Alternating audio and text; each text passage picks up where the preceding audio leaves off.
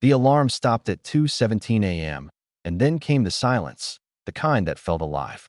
Ravenwood Military Base, Alaska, vanished from all communication. Major Sarah Kane's last transmission echoed through static. They're awake. The next morning, satellite images showed the base still powered, lights flickering like a pulse beneath the snow. A rescue unit was deployed, but what they found wasn't isolation, it was order.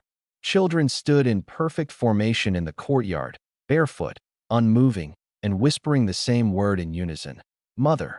Inside the living quarters, walls were covered in crayon drawings of a woman with black eyes and hands made of veins. Sarah's quarters were locked from the inside. When the door was breached, a lullaby played from a broken music box, and on the floor, the words "Mommy must sleep forever" were written in her handwriting. Blood smeared across the nursery floor led investigators to the center, where the mother's body was found surrounded by 8 children sitting cross-legged, humming softly.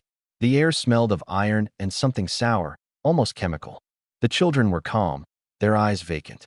One boy held a camera. Security footage showed them hours earlier, standing by their mother's bed, moving in patterns like a ritual, heads tilting in sync.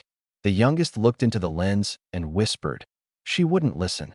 When questioned, the children spoke simultaneously, finishing each other's sentences, describing a voice in their dreams that told them to set Mother free. As the footage ended, the lights flickered, and the words "We are her now" appeared scratched into the wall behind them. The next morning, Dr. Elias Crane arrived under federal escort. He revealed that the children were part of Project Halo, a classified attempt to link young minds through a neural interface to create perfect cognitive harmony. The system used parasitic biochips that connected their subconscious patterns, enhancing memory and perception. But during Phase 4, a strange resonance occurred. The children began sharing dreams, visions, and emotions. One child claimed to hear a mother older than time guiding them. When the link couldn't be severed, the experiment was sealed. Now, with Sarah Kane dead, the network had reactivated itself. Crane admitted that the neural link could evolve without physical boundaries. They're still connected, he said. But to what? Or who? We don't know. Descending into the underground nursery, soldiers discovered small containment pods lining the walls, empty. Each pod had the same word etched inside the glass: return. The deeper they went, the more the air shimmered, heavy with static. Toys on the shelves began to twitch, music boxes spinning on their own. A soldier heard his name in his mother's voice and wandered off. They found him minutes later, frozen, smiling, holding a drawing of himself hanging from a mobile. Recordings captured whispers that overlapped into one chorus. The children remember. One of the pods cracked open as a translucent, vein-like organism crawled across the floor, pulsing faintly. Still alive that a week later, a woman walked into a nearby checkpoint barefoot and bleeding, claiming to be Sarah Kane.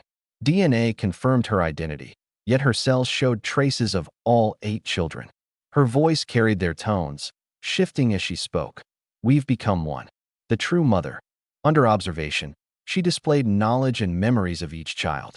When shown her own corpse, she smiled and said, that was only her shell.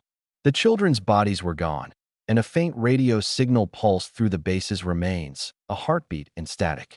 When Crane attempted to analyze the signal, it whispered his name. Radio towers in neighboring towns began picking up fragments of children's voices. Any child who heard it became unresponsive, eyes glowing faintly white, speaking in rhythmic harmony. Parents reported them drawing the same spiral symbols seen at Ravenwood. The government tried jamming the signal, but every interference attempt triggered massive power surges. The frequency spread through Wi-Fi, radio, even television broadcasts. Entire towns went silent overnight.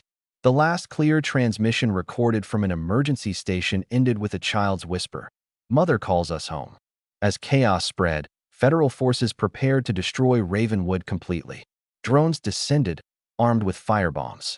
But when soldiers arrived on site, they turned their weapons on each other, their eyes glazed, humming lullabies. From the central compound, a distorted voice echoed, "We forgive you, Mother. Now sleep."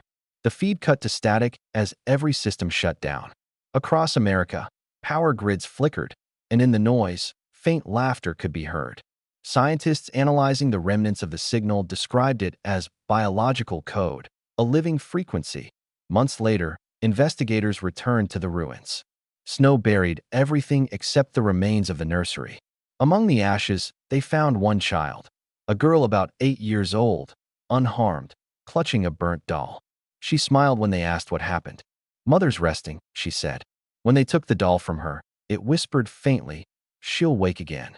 That night, the moon turned crimson over Alaska.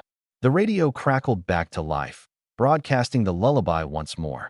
Far away, in homes across the country, sleeping children began to hum in perfect unison. The final words recorded before all systems failed were, "The mother has returned."